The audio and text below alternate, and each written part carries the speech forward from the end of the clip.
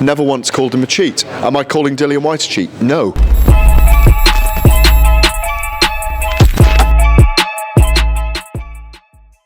This is Jonathan A, your fifth Pro Boxing Fans, joined by Gareth A Davies. Hi Jonathan, how are you? I'm very well, thanks. I don't think I've done an interview since Taylor Lopez in New York. I thought you'd be in Vegas the other week for Spence Crawford. I was going, but I had a load of duties here instead.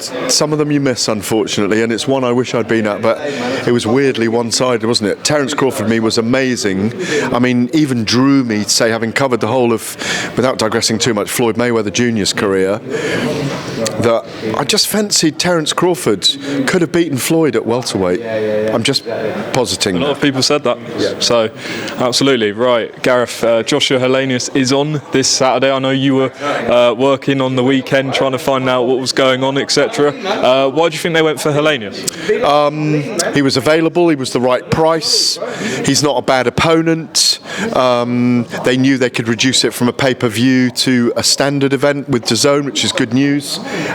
He's up for it. He's known as the Viking. He knows his way around the ring. There's a bit of jeopardy there.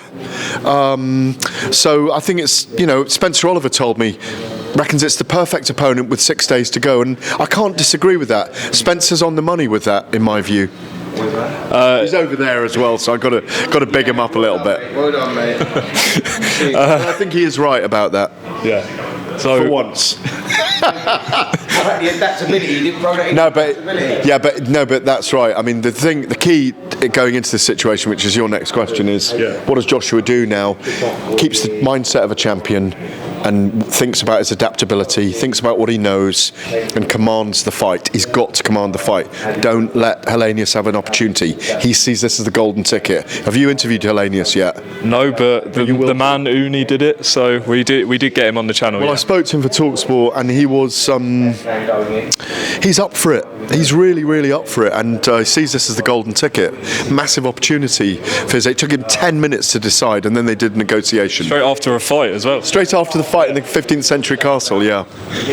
Gareth, obviously Dillian Whyte is a guy you've known a long time. We don't know all the details yet, but what was your reaction? I know, like I say, you've known him for years and things like that, but what was your reaction when you heard it? Well, I've always said Dillian will be a world champion. I hope he still gets the opportunity to be a world champion. I hope he finds a way to prove his innocence, which he's claiming. But very disappointed to hear it, dismayed in many ways.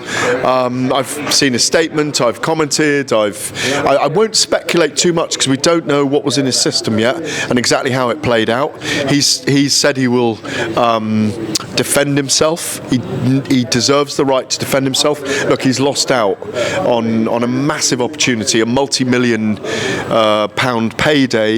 I say payday, an opportunity as well. So he's going to be feeling absolutely in the gutter right now.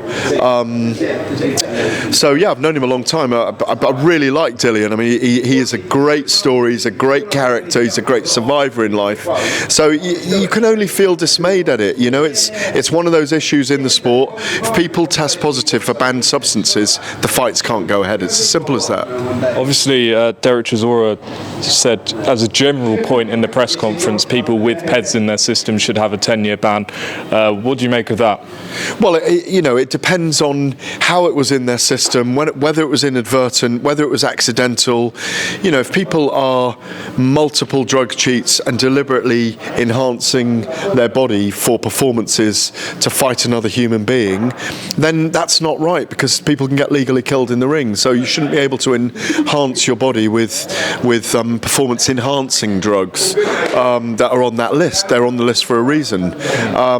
10 years, Derek's not wrong. People shouldn't be able to get away with it, but I think sports psychologists, there's some very powerful reports out there that when people are ultra competitive, some of them are hell bent on winning, they will cheat to get there. I'm not accusing Dillian Whyte of being a cheat here, by the way. What I'm saying is people will cheat to get ahead. It's in life, but all I can say is disappointed and dismayed at the whole thing. Dillian Whyte will no doubt have a reason for why this happened. He was shocked and devastated in his comment. As to Derek Chisora's comment, finally, I think he's within his rights to say that. I don't think Derek's ever tested positive for anything, has he? He's given his life to the sport, and he's a fighter. You have to respect his view on it. If it's a 10-year ban he believes in, I mean, to mention Spencer again, he believes it should be a lifetime ban. Yeah.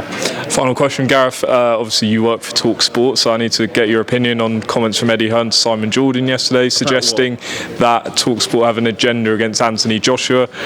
What do you make of those comments? Well, I think Eddie's wrong. It's a bit like we don't have an agenda towards Conor Benn.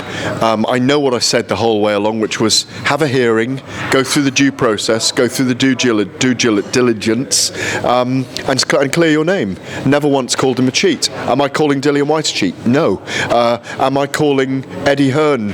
What am I calling Eddie Hearn? Let me think very carefully about what I'd call Eddie Hearn. Move on. No. Seriously, there's no agenda against Anthony Joshua.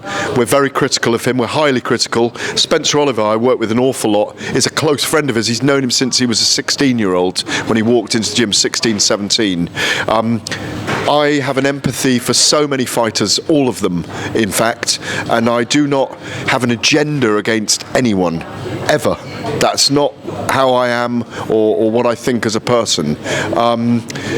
We are purely commenting. There's a resonance about Talksport. It has a big platform. It's a big football channel. It's a big sports channel. So when we comment on them, boxing's become a big part of the Talksport agenda. It resonates with the public. You know, I've been doing boxing shows or talking about boxing on Talksport for over 20 years, and obviously we have a lot more shows now that talk about boxing. We have a boxing editor, all those kind of things. So, yes, I mean it's a very powerful platform and a resonant voice. But I don't think we've got an agenda against anyone. Well, you guys do a great job, and I thought Simon's speech was very powerful yesterday, talking about his prostate cancer, and very inspiring. Yeah, we wish Simon all the best. I sent him an email yesterday wishing him all the best. You know, we've had our verbal spats, but I just hope he makes a full recovery. And his tete-a-tete, the two huge egos of him and Eddie going at it yesterday was a lot of fun again. But also with some serious points raised, and it's always great to see these guys going at it. Gareth, appreciate your time as always, and good to catch up. Thank you, Jonathan. Thank you.